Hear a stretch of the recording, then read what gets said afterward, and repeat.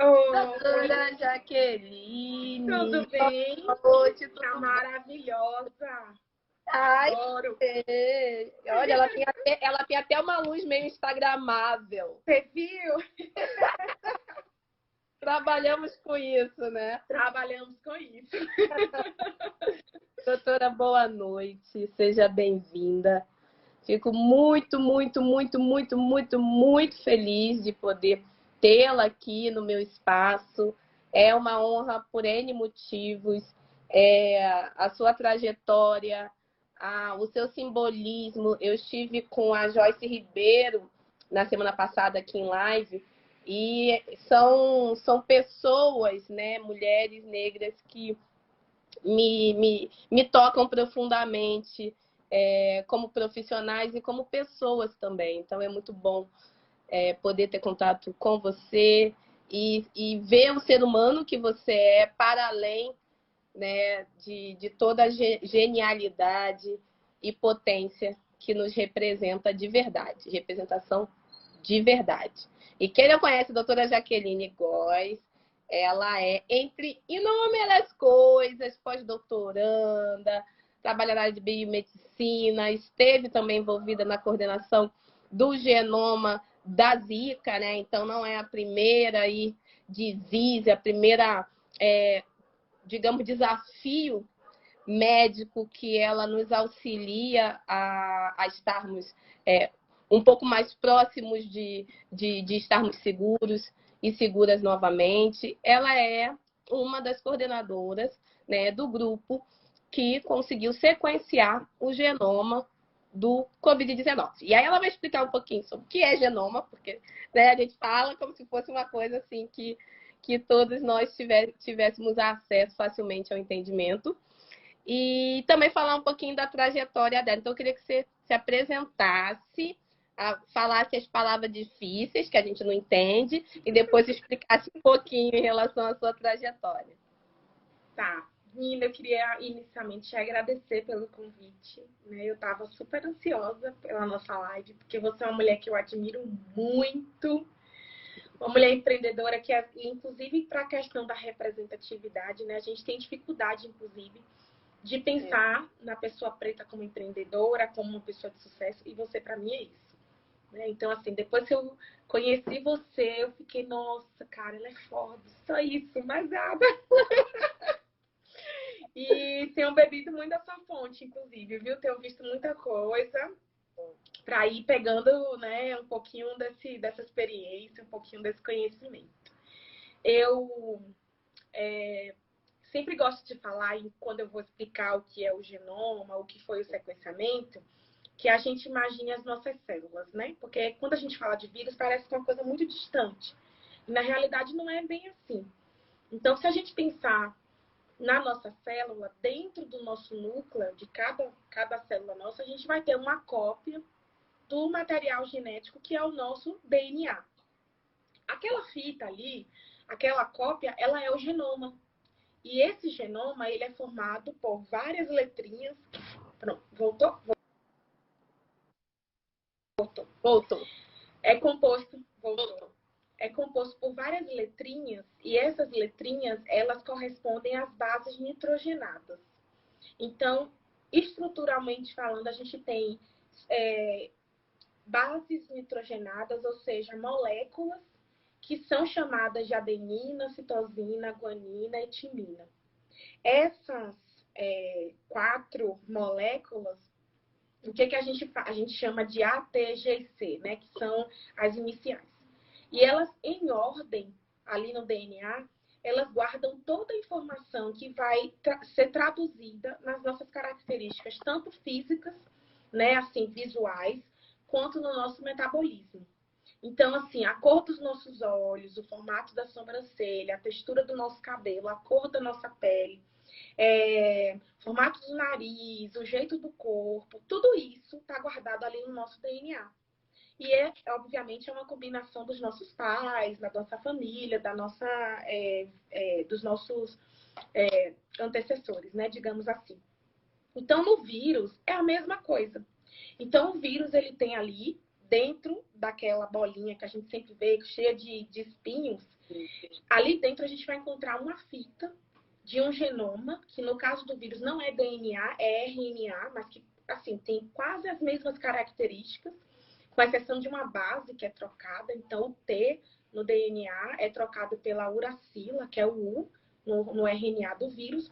Mas, em termos gerais, é a mesma coisa. Então, o RNA também guarda as sequências, as informações necessárias para que aquele vírus se transforme em outro. Então, quando o vírus infecta uma célula, ele usa esse material genético, esse genoma, para, através da estrutura celular, replicar o seu material genético e, dali, criar novas partículas virais. Então, descobrir o genoma ou sequenciar o genoma, né, saber a ordem exata dessas bases nitrogenadas, nos permite, primeiro, entender que vírus é aquele, porque às vezes a gente não sabe. Né? Então, assim, às vezes o paciente chega com um quadro característico de uma doença respiratória e aí você faz o exame e às vezes você descobre que não é COVID, que é uma outra doença respiratória. Como que a gente faz isso? Através dessas informações no genoma. Então, o genoma permite identificar que vírus é que tá sendo analisado naquele momento, qual é a linhagem daquele vírus, né? Qual é a característica daquele vírus que coloca ele em determinada linhagem, em determinada cepa. A gente consegue entender a questão pregressa daquele vírus, então de onde ele veio, com quem ele é mais parecido, né? Do que já está disponível nos bancos de sequência. Então, por isso que a gente conseguiu demonstrar que o vírus que entrou aqui no Brasil, ele tinha uma semelhança muito grande, por exemplo, com sequências da Alemanha, com sequências antes mesmo de associar ele com a da Itália, porque a gente sabia que ele vinha da Itália, mas a Itália ainda não tinha sequências disponíveis online que a gente pudesse comparar.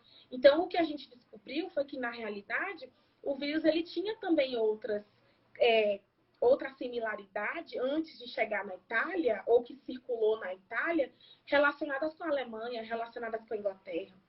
E tudo isso foi através do genoma. E, além disso, a gente descobre se ele tem mutações, que são alterações, né, nessa ordem de bases de dados, e se essas alterações elas são importantes quando a gente vai pensar no medicamento para atacar aquele vírus, né, para tratar aquela doença, ou na formação, na produção de uma vacina. Maravilhosa, gente. Eu já tomei nota aqui, Anotando tudo porque aí. tem coisa que a gente fica estudando sempre a nossa área de estudo, né? E aí tem coisas que a gente que realmente são atuais, que a gente precisa saber, principalmente num momento como esse, e a gente não tem acesso. Então, obrigada por deixar isso enegrecido para a gente. E aí tem várias coisas que você tocou no ponto que aí já vieram 500 perguntas. Uma delas é como foi sequenciar em tão poucas horas, né? Foram 48 horas, e a maioria, em média, no mundo conseguiu sequenciar em 15 dias. Por quê? Vocês tiveram alguma vantagem de algum histórico? Ou vocês são foda pra caralho mesmo? Ou tiveram, ou em relação ao material de pesquisa aqui no Brasil, eu queria que você falasse um pouco como foi essa equipe e como que vocês tiveram esse êxito tão rapidamente. Sim. Olha, Nina, eu costumo dizer que tudo que aconteceu não foi exclusivamente Jaqueline Gomes, né? Existe uma equipe muito grande que se dedica muito para fazer as coisas acontecerem da forma como elas acontecem. Então, assim, a gente começou a trabalhar com essa tecnologia em 2016, ou seja, lá atrás com o Zika, que você até citou. E de lá para cá, toda a nossa equipe ela foi se especializando cada vez mais.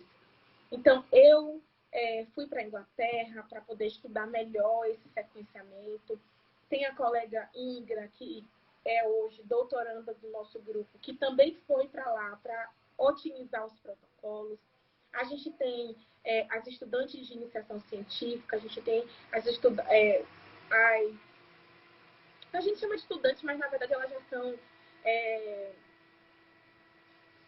vou chamar de estudante, elas são treinamento técnico, né? Então, assim, são técnicas em treinamento, né? Elas fazem uma parte mais técnica do laboratório.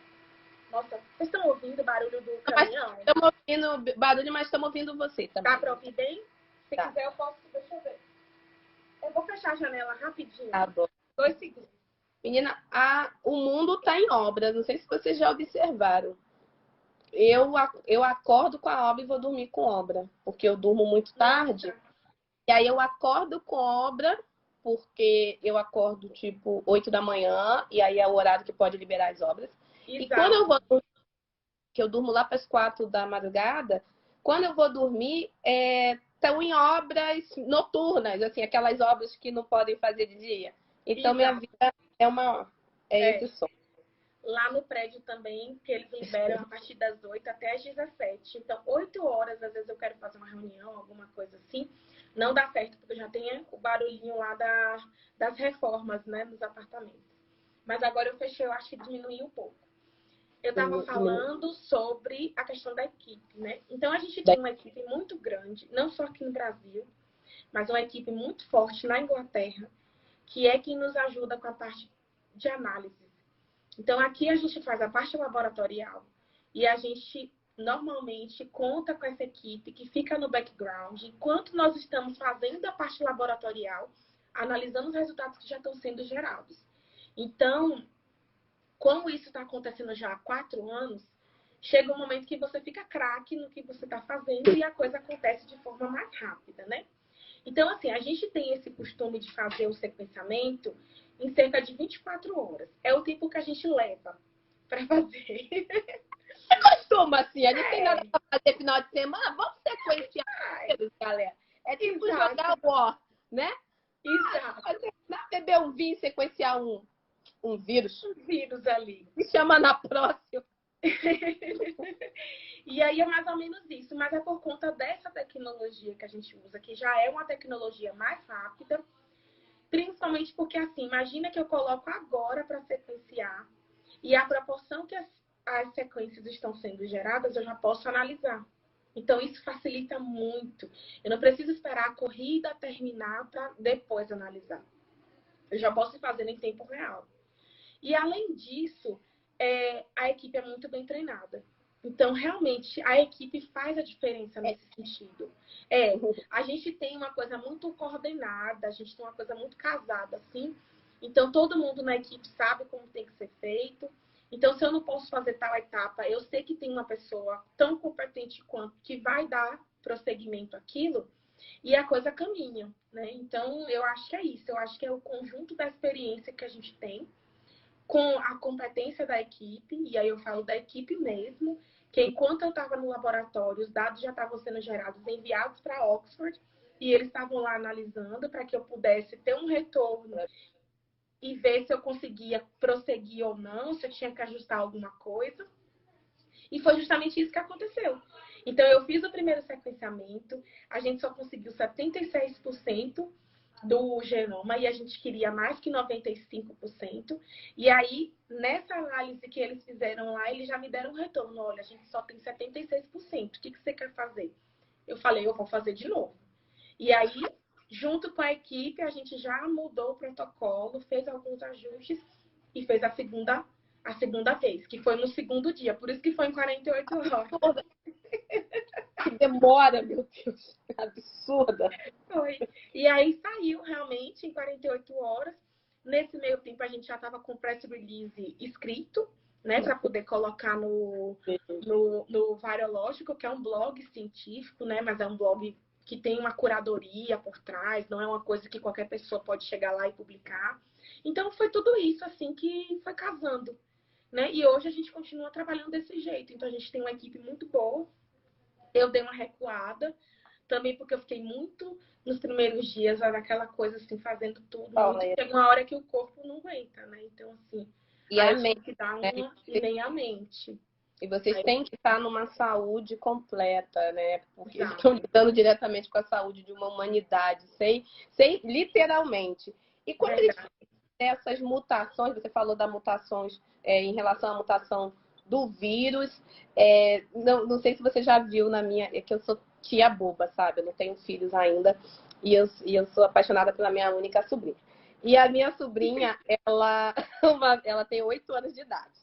Aí ela tinha acabado de completar 8 anos, foi logo no início. Ela ficou muito chateada com o coronavírus. Porque não deu para fazer. E ela teve o aniversário dela. Assim, ela tá super revoltada. Ela disse que vai ter que ter uns 5 aniversários por conta disso. E aí, logo no iniciozinho, né, eu fui mandar um áudio para ela. Eu moro em São Paulo, minha família toda mora no Rio, Bahia. Então, eu acabo ficando sozinha aqui. Aí eu mandei um áudio para ela. Sara, você tá bem, meu amor? Titia quer saber de você. Ela, tô bem, titia, tô bem. Aí eu falei, então, você sabe o que é o coronavírus? Eu, idiota, né? Que eu sou uma idiota, perguntar pra uma criança de 8 anos se ela sabe o que é o coronavírus. Te deu uma aula. Aula. Mas uma aula que eu fiquei com a cara no chão. E aí eu peguei o áudio, a criança, ela não treinou, nem nada. Eu peguei o áudio, transformei no audiograma, tá aqui no meu Instagram. E ela fala, tia, o coronavírus, mais conhecido como Covid-19, ela começa assim. Olha isso. Ele tem esse nome porque ele tem um formato de coroa. E aí ela vai narrando toda a história que ela deve ter visto de alguma blogueira, de algum desenho, né? E aí vê essa nova geração e para mim é muito bacana, porque a gente consegue ver essa nova geração muito conectada com a minha área, com digital, com querer empreender, querer criar as suas próprias coisas, e também ver que elas têm curiosidade sobre um universo de coisas. E a gente ainda está falando de crianças pretas, né? Que dá mais acalento para o nosso coração. Então, eu queria muito saber dessa questão da mutação do Covid. A questão, né? 1, 2, 3, 4, 5, 19, 20. O que tem para o nosso... possibilidades para o nosso futuro, né? É um vírus que já estava aí, que já era conhecida, as mutações anteriores. Por que dessa surpresa de não estarmos equipados da maneira que deveríamos equipar, se ele mudou muito bruscamente da última mutação e se a gente corre riscos futuros? Na verdade, Nina, assim, os vírus de RNA, eles normalmente mutam, eles adquirem mutação ao longo do tempo. Inclusive, são essas mutações que a gente utiliza para encontrar similaridade com outras sequências. Então, assim, se ele não mutasse, a gente não conseguiria identificar, por exemplo, de onde veio, por onde o vírus percorreu esse caminho até chegar ao Brasil, né? Então, assim, é muito comum que ele mute, porque o vírus ele utiliza uma enzima que ela faz o processo de síntese de uma nova fita do RNA, mas ela não volta para corrigir como a nossa faz, né? Então, a nossa polimerase, que é a enzima que faz essa duplicação do DNA, ela faz a duplicação e depois ela volta e corrige. Ou seja, ela volta e checa se o que ela fez de fato está correto.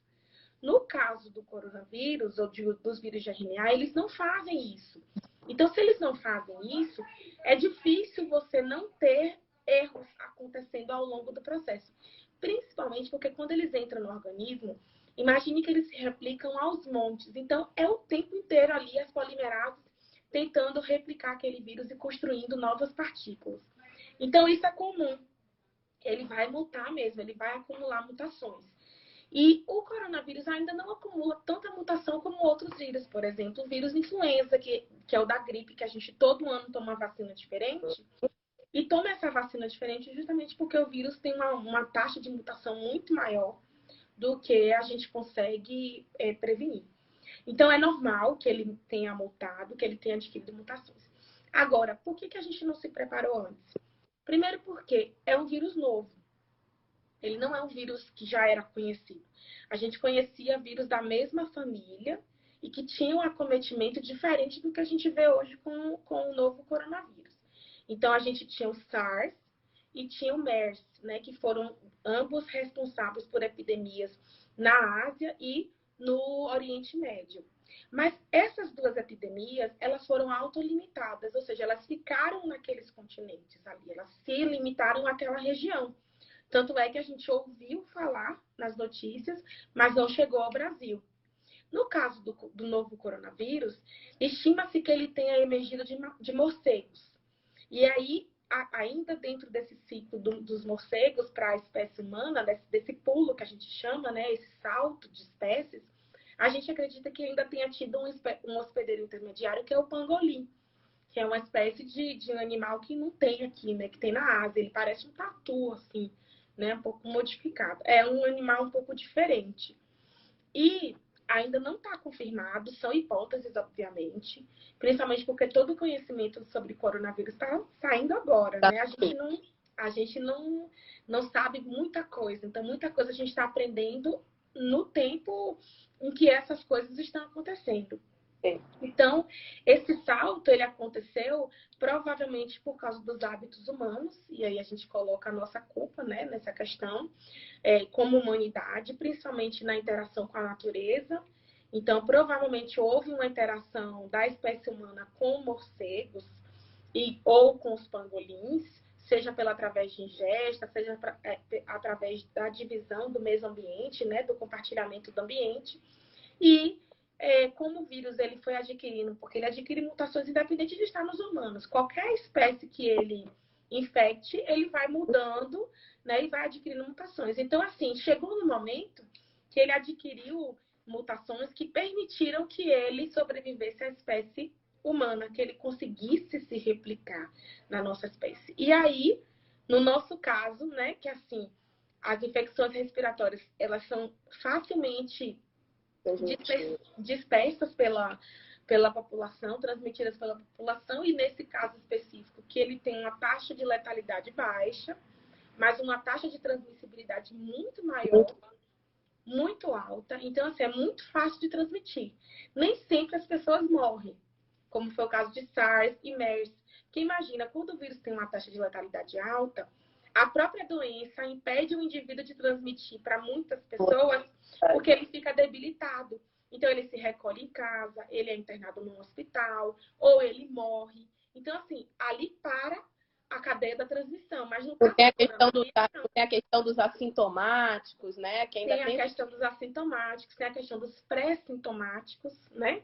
Que são aqueles que transmitem mais, em maior quantidade, porque eles têm o vírus ali replicando no organismo, eles conseguem expelir o vírus, seja na respiração, seja na fala, mas eles ainda não estão apresentando sintomas e eles não sabem que eles estão doentes.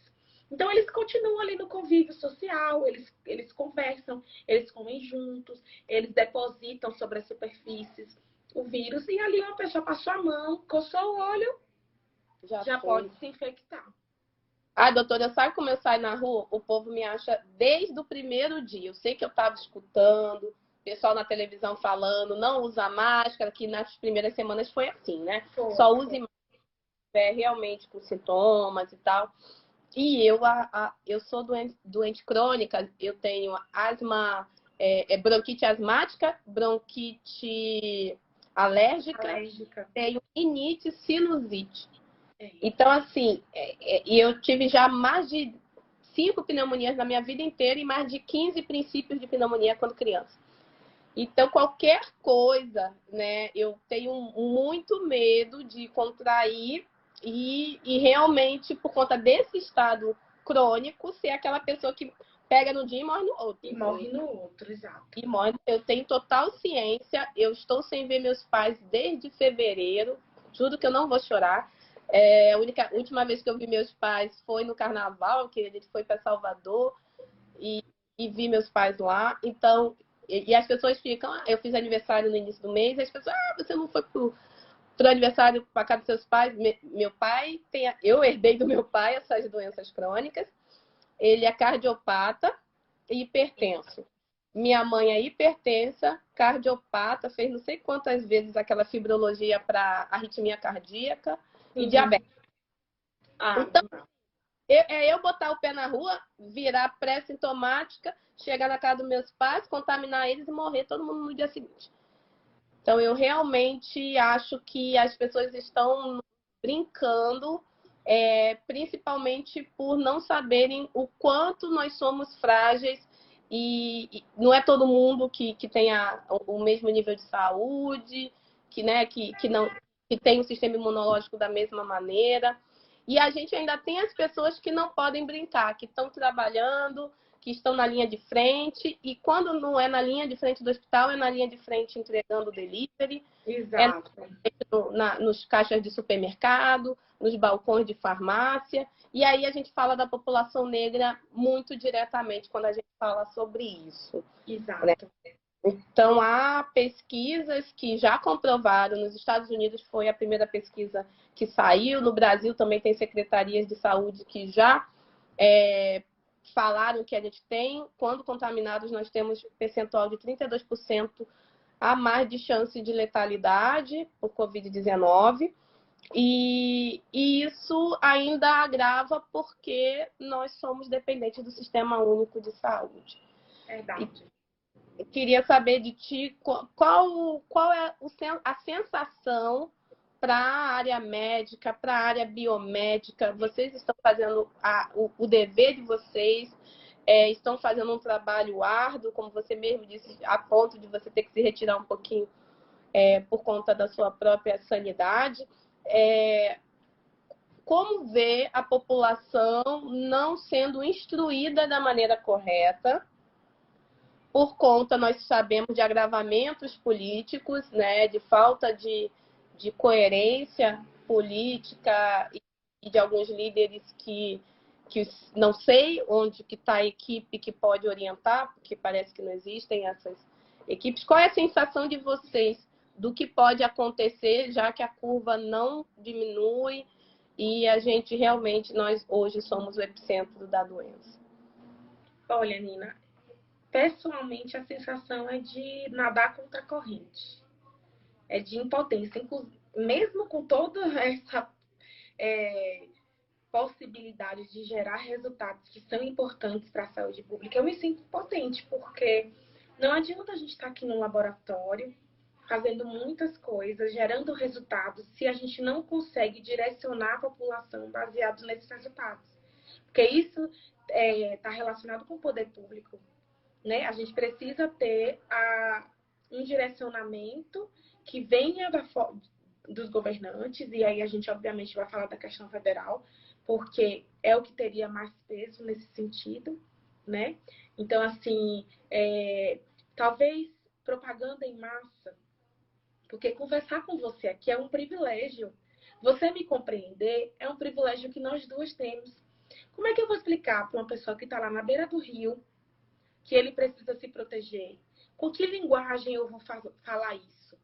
Então, assim, e ele não tem. Será que ele tem acesso a uma live como essa para que ele possa compreender?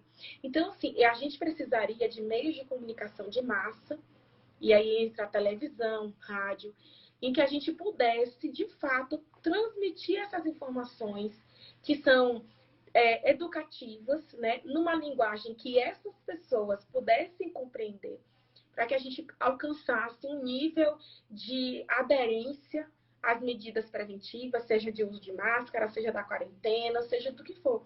Então, assim, eu esperava muito que, mesmo com toda a dificuldade que a gente tem com a questão da pesquisa, do crédito à pesquisa, eu esperava muito que, assim, o governo federal, por exemplo, fizesse uma campanha de educação à população, né? Falando sobre como usar máscara, como que deve se comportar em relação à quarentena, incentivando a quarentena, né? A gente teve um exemplo muito claro de vários países do mundo que apresentaram a pandemia antes da gente, que tomaram as medidas corretas, já estão voltando ao novo normal, e nós que tivemos todos esses exemplos e poderíamos ter prevenido muitas coisas aqui no Brasil, inclusive já ter passado pela situação pandêmica, estamos figurando aí como segundo lugar em números, né, de casos, em número de mortes, enfim.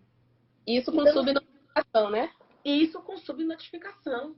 Então, assim, eu não sei, eu evito ficar falando muito sobre isso, que às vezes gera uma revolta tão grande na gente que a gente às vezes perde a razão. Mas é um projeto político de não atenção à população, e a gente sabe quem é a população mais atingida, né? A gente sabe que socialmente a população menos abastada financeiramente, educacionalmente, é a população preta. Então, assim, é uma dupla tacada, digamos assim, né? Além de você impedir que as pessoas sejam tratadas da forma correta, a gente ainda impede que as pessoas possam se prevenir da forma correta, né? Porque são essas pessoas que estão saindo para trabalhar, são essas pessoas que estão, né, na linha de frente, como você falou. São mães como Mirtes, a mãe do menino Miguel, que teve que ir trabalhar. Teve que trabalhar, exatamente. E se ela não fosse uma mulher preta, ela não estaria na condição de estar como, né, mulher a serviço doméstico e não teria o filho exposto a uma assassina, uma criminosa, e a criança estaria viva até. Né? Então, nós não temos essa opção. Gente, nós enquanto povo, né, é muito fácil a Nina pegar e falar, eu vou pegar meu carro aqui, vou descer para o Rio de Janeiro, estou em quarentena mesmo, estou trabalhando remoto, vou trabalhar de lá, meus pais moram perto da praia, vou à praia e tudo mais. É muito fácil a Nina fazer isso, né? Sem pensar num coletivo. Exato. Sem pensar no que realmente eu vi fotos, sabe, das praias do Rio de Janeiro. Vi contatos nas praias do Rio de Janeiro. Fiquei muito chocada com a necessidade das pessoas não pensarem no outro. Porque isso é não pensar no outro, é não pensar no seu futuro. E aí a gente compreende por que muitas vezes nós estamos no lugar que nós estamos social. Porque perante uma pandemia como essa, que todo mundo, sabe, tá andando de máscara com medo de chegar perto da outra pessoa na semana seguinte a gente está na praia.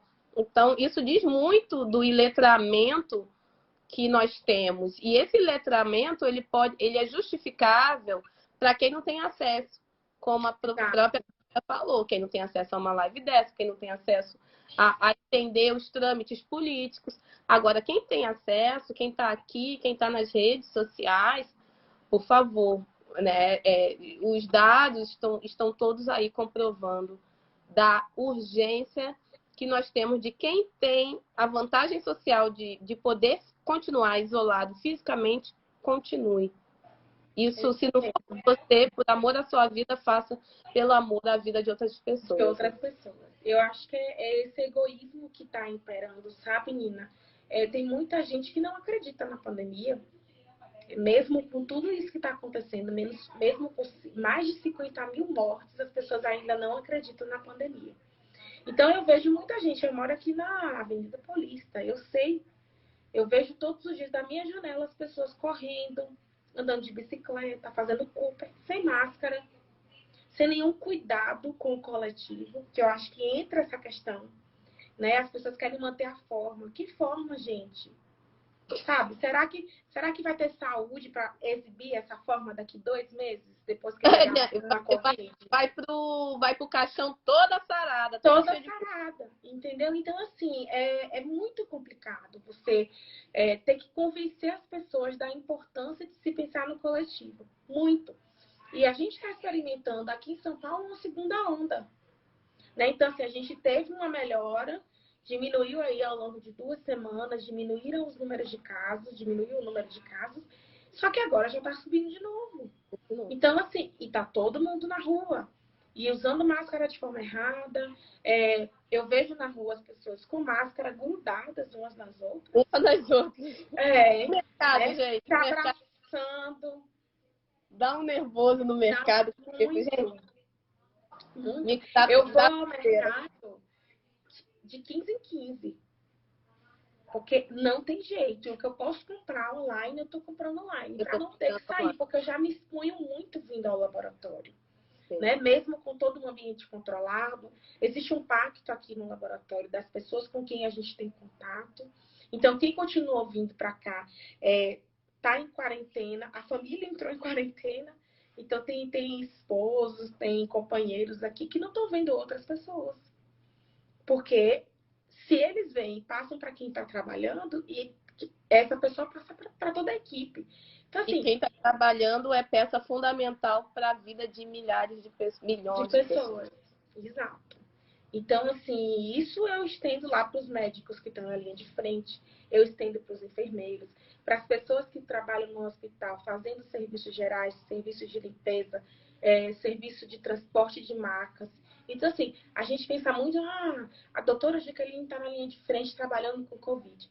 Mas esquece que a pessoa que está recebendo os pacientes no hospital está mais na linha de frente do que eu. Jamais. A pessoa Muito chega mais tossindo, pergunta esforço. para o segurança do hospital, cadê não sei o quê? Pergunta para a recepcionista. Essas pessoas são as primeiras, porque quando tem a triagem e vê que você está com, né, com os sintomas, a pessoa já recebe uma máscara e tal, já é encaminhada com o mínimo de cuidado. Só que no pré, que é o problema, que é o Exato. problema principal. Então, é por E isso o que que a gente vê infectados são os enfermeiros, técnicos de enfermagem, recepcionistas, seguranças, galera dos serviços gerais. exato. E é assim, é o que a gente tem visto, né? E essas pessoas, elas estão saindo por conta da doença, de terem contraído a doença. E a tendência é que toda a equipe, em algum momento, se infecte, porque é uma coisa que não está passando, a pandemia não está passando, né? As pessoas estão falsamente acreditando que essa reabertura do comércio, a reabertura das coisas, e todo mundo usando máscara bonitinho, vai conter a pandemia? Não vai, as coisas ainda vão aumentar muito, porque o correto é a gente trazer a máscara como uma medida adicional e não como uma medida substitutiva, né? Então, é bem complicado.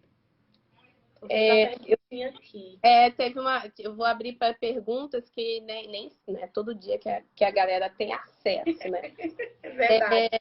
E aí tem muita gente fofa entrando da sua rede falando: doutora Jaqueline, orgulho da profissão, Que lindo. amo, orgulho de ser biomédico. Isso é muito importante, é muito gostoso, né? Esse calor, receber isso.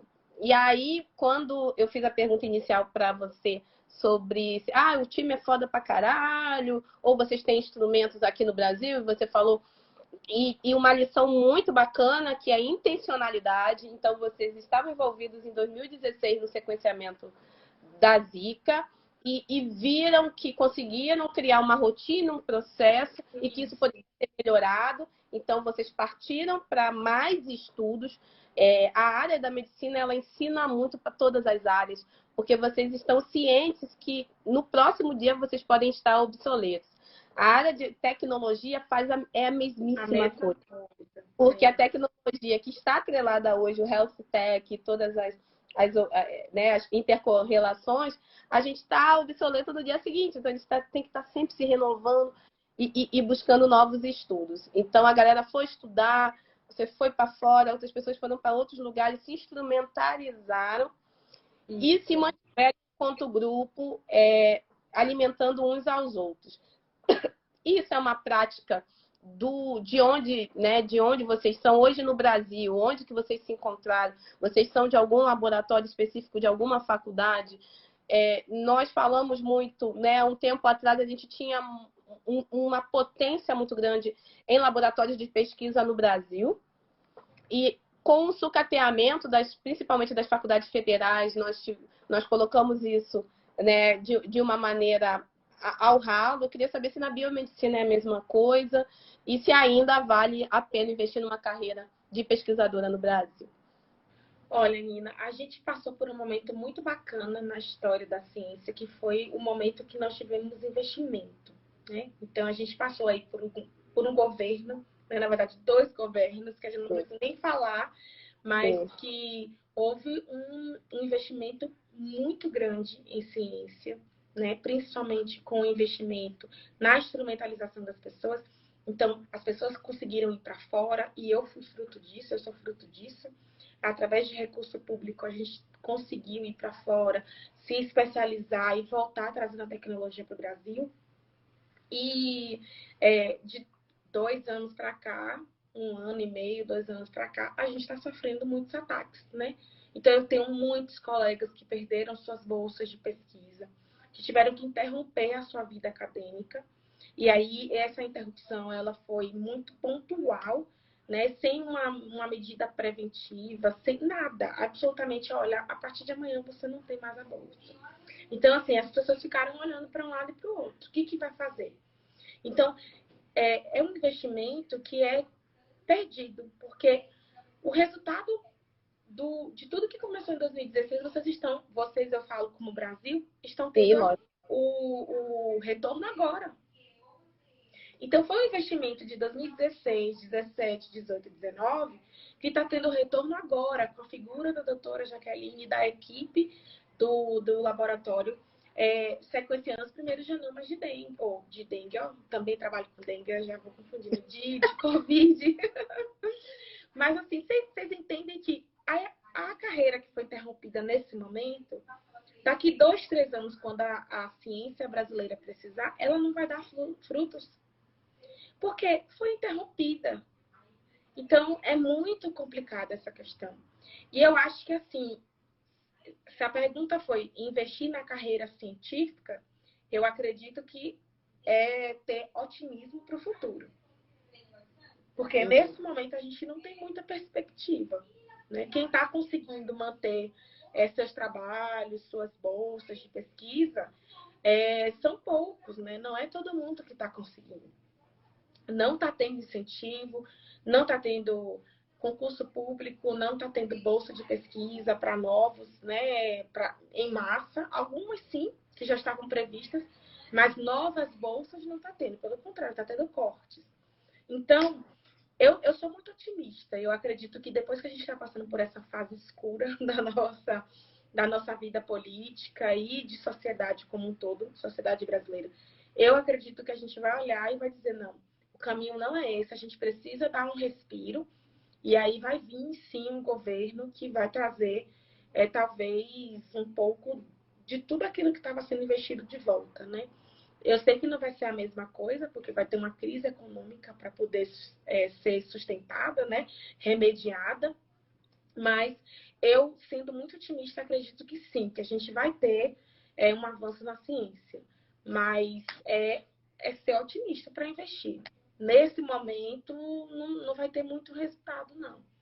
A gente e você é fruto dessa escola do CNPq, essa escola de bolsas, de incentivo à pesquisa, né? Eu acredito que você seja um pouquinho mais nova do que eu, seja nessa geração de pessoas, né? Que na época que eu estava na faculdade eu lembro bastante de quem estava na área de biomédicas, podendo trabalhar incessantemente em pesquisa. A gente tinha um incentivo, eu fiz faculdade federal, então a gente tinha um incentivo muito grande no início dos anos 2000 em estarmos enquanto, né, pessoas que fomentassem esse lado. E hoje a gente só vê corte de bolsa, nenhum incentivo nem para as pessoas irem para o exterior, muito menos para trabalhar aqui. E perante esse cenário, não só Brasil, mas mundo, muito se fala de vacina para cá, vacina para lá. Eu sou da área mais da economia, da gestão, né, e da tecnologia, e eu acabo estudando muito mais mercado e olhando gráficos comparativos com outros momentos desafiadores da história. Então, a gente tem aí uma possibilidade de curvas, né, de ondas sobre a questão da contaminação, de adaptarmos a nossa rotina caso a gente faça o dever de casa, né? Mesmo fazendo o dever de casa, tem essa projeção de que a contaminação ela pode vir em ondas, então ter momentos de flexibilização, outros momentos de maior restrição de contato, passando aí esses primeiros meses de quarentena no Brasil e alguns meses aí, meio ano de Covid no mundo. Para ti e para quem estuda, qual é o que vocês vislumbram em relação à vacina? Você tem esse otimismo que algo possa acontecer esse ano? em relação à vacina, eu posso passar por mim em relação ao que eu analiso graficamente. Eu não acredito que a gente consiga uma vacina eficaz esse ano. Eu acredito que nós possamos estar próximos a tratamentos que possam amenizar e melhorar a questão de diminuição da letalidade, mas que uma vacina viria para o próximo ano ou, quiçá, daqui a 2 anos. Isso eu, leiga, não biomédica, somente analisando dados, tá? Fazendo análise crua de dados comparativos. E para vocês da área, especialistas, qual é a tendência? Eu tô contigo, Nina. Eu tenho essa mesma sensação, né? É porque, assim, o processo de produção de vacina, eu não sou especialista, então eu não posso nem dizer em que pé estão as vacinas, no caso, que já estão sendo testadas, mas eu acho que, na melhor das hipóteses, a gente vai ter isso para o ano que vem, na melhor das melhores hipóteses, para o ano que vem. Mas eu não acredito que esse ano saia a vacina, porque não é só descobrir uma vacina que tenha uma eficácia, é produzir essa vacina em larga escala para que ela possa atender toda a demanda mundial. E aí a gente vai ter uma outra corrida, como houve para os equipamentos de proteção, né? A guerra entre Brasil e Estados Unidos, por exemplo, os Estados Unidos foi lá e acabou pegando, né, os equipamentos que haviam sido comprados pelo Brasil, pagou mais caro e levou. Então, eu não duvido que com a vacina a gente tem esse tipo de comportamento, né? Então, eu não sei quando é que essa vacina vai, de fato, mesmo já estando disponível, chegar no Brasil em detrimento de outros países europeus, dos próprios Estados Unidos, para que a gente possa ter uma imunização da população em massa aqui no Brasil. Né? E ainda assim a gente está lidando com um vírus que apresenta as características diferentes do que a gente está acostumado. Então tem alguns indícios aí de que as pessoas não apresentam uma imunidade duradoura, né? É uma imunidade temporária. Então, se isso se concretizar, mesmo a vacina sendo produzida, a gente vai ter que ter uma periodicidade de utilização da vacina, de se tomar essa vacina, que eu não sei, né, quanto vai ser necessário, se teremos condições, né, para produzir essa vacina. Por exemplo, se a doença tiver uma imunidade de 3 meses, isso significa que nós temos que tomar vacina a cada 3 meses. São 4 vacinas anuais. A gente vai ter condições de ter isso sendo disponibilizado pelo SUS? Eu acho que não. Entendeu? Então, assim, a gente vai ter aí uma outra divisão de quem tem poder aquisitivo e pode arcar novamente com essa demanda. Quem vive e quem morre. Quem vive e quem morre. Entendeu? Então, assim, eu acho que é nesse contexto aí que a gente precisa, talvez, pensar melhor, trabalhar. Vou ficar mais para esse cantinho aí que eu vejo, que eu sei que o pessoal me vê. Então, eu acho que é isso, sabe? Eu não tenho essa... Eu acho que vai sair muito rápido comparado com o fluxo normal de se realizar, de se produzir uma vacina. Principalmente porque a gente tem todos os pesquisadores do mundo que puderam reverter as suas pesquisas para a Covid-19, fez isso. Então, hoje a gente tem todo mundo trabalhando com Covid-19 praticamente.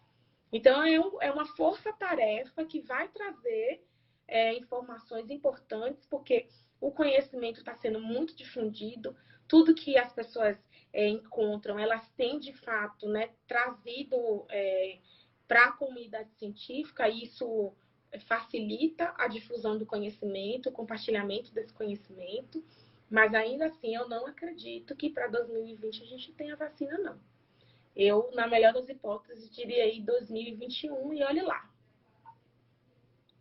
Sim, gente, se mantém em casa. Quem tem essa vantagem social de se manter em casa? O isolamento, ele é físico, ele não é social. Não é social. E se nós estivéssemos no antigo normal, muito dificilmente eu teria conhecido a doutora Jaqueline. Verdade. Muito dificilmente eu teria conversado com a quantidade de pessoas que eu conversei em live durante as últimas semanas. Nós estaríamos atarefados com as nossas prioridades. Muito dificilmente você estaria digitalizando seu negócio para vender online, porque você está com a sua loja fechada.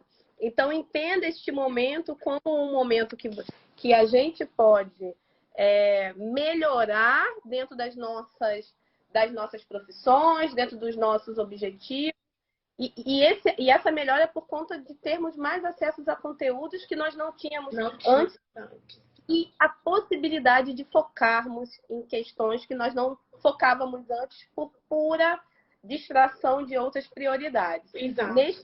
Então, quem tem essa vantagem social de estar em casa, mantenha-se, pense quem são pessoas que possam ter aí, funcionários, equipe, entenda que temos ferramentas de home office. Quem não souber como é que faz isso, segue a Nina Silva, eu falo disso o tempo todo, como que você consegue manter seu time produtivo.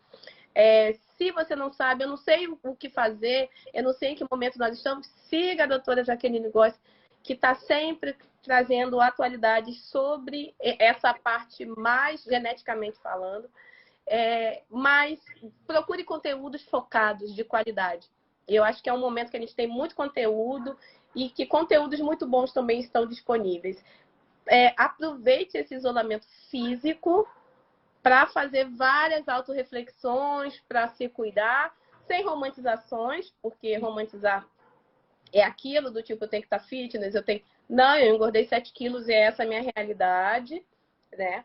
Mas entenda que o novo normal, o antigo normal não era bom para muita gente. Então, o novo normal cabe a nós também construirmos e darmos a oportunidade que ele aconteça, senão ele não vai acontecer para ninguém. Porque se a gente ficar se expondo, ficar expondo os nossos times e ficar relativizando a seriedade do momento, isso vai cada vez piorar. E não acho que nós não somos Estados Unidos, não temos a mesma quantidade de incentivos do governo, nós não somos outros países na Europa, não temos o tamanho, a Europa inteira caberia dentro do Brasil, então entendo o tamanho e as desigualdades que nós passamos.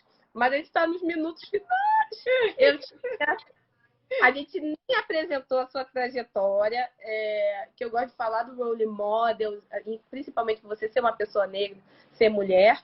Sim. Mas eu vou deixar todos esses minutos para você falar de uma coisinha que eu queria te perguntar sobre DNA, tá? Eu estava na busca continuo na busca de fazer um teste de DNA, toda aquela história da genética do nosso povo que a gente não tem acesso. E na busca disso eu vi em relação a DNA mitocondrial e DNA celular. Então, eu queria que você falasse sobre isso para as pessoas que estão aí, que tem vários testes agora acontecendo no Brasil, para as pessoas se atentarem a isso, que muitos amigos meus não se atentaram e acabaram só conhecendo um lado da família. E para você falar muito resumidamente, infelizmente, da sua trajetória, de como você chegou, onde você chegou sendo uma pessoa negra, sendo mulher e dando tanta contribuição como você tem dado para nós. Olha, Nina, essa coisa que você perguntou sobre DNA mitocondrial é muito bacana. A gente tem várias piadinhas, né, dentro da ciência que a gente fala sobre a questão do mitocondrial. É que, assim, a gente tem o DNA celular, que é aquele que é formado pela junção ou pela recombinação do DNA conjunto, né, de pai e mãe, digamos assim.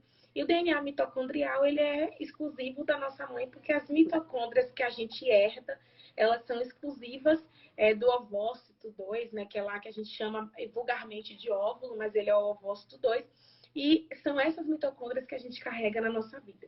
Então, assim, todo mundo hoje, todo o DNA mitocondrial, ele veio lá dos primórdios da primeira mulher, né, que a gente teve na face da Terra, digamos assim. Então, não tem contribuição masculina no DNA mitocondrial. E aí é que tá. Se você utiliza o DNA mitocondrial para fazer análise de DNA, principalmente para ver a ancestralidade, você só vai ter um lado da família, como você falou, que é o lado da sua mãe. Então, para que você tenha informações sobre os dois lados, você precisa utilizar o DNA celular. Acredito eu que a maioria dos testes, sabendo disso, que é uma coisa muito básica dentro da ciência, utilizem o DNA celular. Acredito. Não. Todo mundo. Tem uma galera aí que estava achando que ia sair. Minha Wakanda toda vai ser explícita e se ferrou. E não foi. E não foi. Aí a coisa complica. polêmica, viu? Depois eu vou querer até saber que testes são esses aí. Mas essa é a história, né, do DNA mitocondrial e celular. Em relação à trajetória, eu sou uma mulher preta, né, soteropolitana, ou seja, quando você falou que tinha uma parte da família na Bahia, eu falei, olha, a gente tem um pezinho no mesmo lugar, né? Eu sou da Bahia, sou de Salvador, nasci e fui criada em Salvador. Eu saí apenas quando eu passei para o mestrado, né, que eu fiz uma parte desse mestrado em Ribeirão Preto, e aí depois no doutorado eu fui para a Inglaterra, voltei e agora eu estou aqui morando em São Paulo. Então são essas as experiências que eu tenho de sair assim de casa, de passar muito tempo, né? Conheço muitos lugares do Brasil, conheço alguns países do mundo, mas a minha raiz mesmo está lá em Salvador, a minha família continua em Salvador, e é a cidade que eu tenho no meu coração. Amo São Paulo, mas Salvador tem um espacinho muito reservado no meu coração, e é isso. Eu fiz biomedicina, né? Eu tinha aquela coisa de fazer medicina, mas eu acabei optando por fazer biomedicina, porque eu entendi que era muito mais do que eu queria do que a própria medicina. E aí, a partir daí, eu fui me engajando com a ciência dentro da graduação, me encantei com a ciência e segui na área acadêmica. E estou aqui hoje fazendo pós-doutorado, né, no grupo da doutora Esther Sabino, aqui na USP, Instituto de Medicina Tropical, que você perguntou isso numa das coisas que você falou e eu acabei não dizendo. Então, a gente está aqui na USP, tudo começou com a Fiocruz, né? Eu era da Fiocruz da Bahia, mas hoje eu estou na USP e aí a gente continua com essa parceria bacana. Eu ainda faço algumas coisas com o pessoal da Fiocruz, lá da Bahia, e estou aqui em São Paulo. Eu acho que vai derrubar a nossa live, né? Um minuto para você mandar um beijo. Obrigada, doutora Jaqueline. Eu preciso de você mais presente ainda no Movimento Black Money. Quem não conhece o Movimento Black Money, siga @Movimento Black Money, siga @Nina Silva Perfil e siga @DRA Jaqueline Góes. Seus segundos finais, 40 segundos. Olha, eu quero agradecer pelo convite mais uma vez. Você, para mim, é realmente aquela mulher de inspiração. Eu vou mandar um beijo para o Ricardo Silvestre, que você conhece muito bem. Ele deu uma passadinha aqui na live, mandou um beijo, falou que nós somos lindas.